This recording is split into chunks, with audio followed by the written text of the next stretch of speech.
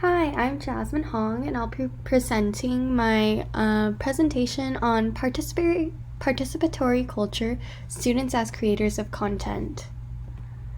So participatory culture is defined as a public space in which people can share posts, stories, art, and discuss information through online forums while creating a community of support. Some examples of the participatory culture platforms would include Wattpad, Instagram, Facebook, Reddit, Twitter, and YouTube. So in the first class reading, confronting the challenges of participatory culture media education for the 21st century, two of the quotes I found were very interesting. They said, historically, we have valued creative writing or art classes not only because they help to identify and train future writers and artists, but also because the creative process is valuable on its own. Every child deserves the chance to express him or herself through words, sounds, and images, even if most will never write, perform, or draw professionally.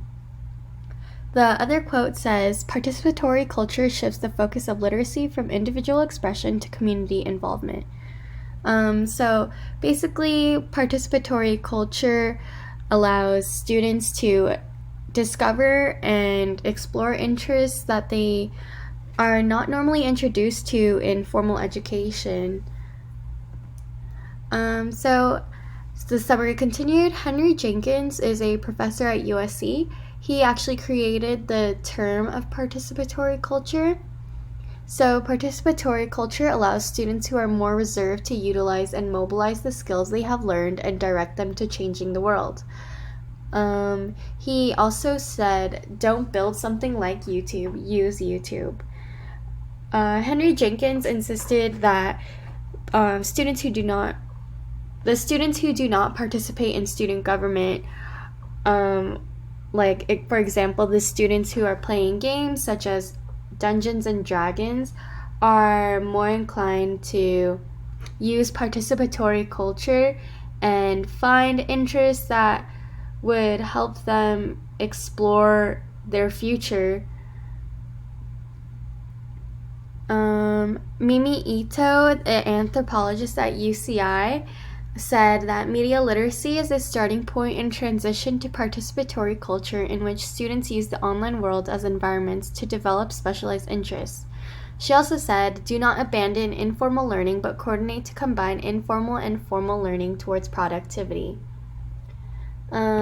She wanted to bridge the gap in understanding online activities, which often adults see as taking away time from other formal activities, compared to kids learning and educating themselves on their interest-driven activities and friendship-driven activities on these social platforms.